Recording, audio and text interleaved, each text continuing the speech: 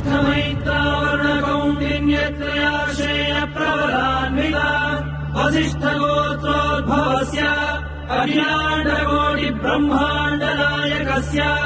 श्रीसच्चिदानन्दस्वरूपस्य सूर्यवंशपावनस्य श्रीमदिक्ष्वाकुकुलवंशोद्भवस्य श्रीरघुमहाराजवर्मणः प्रपौत्राय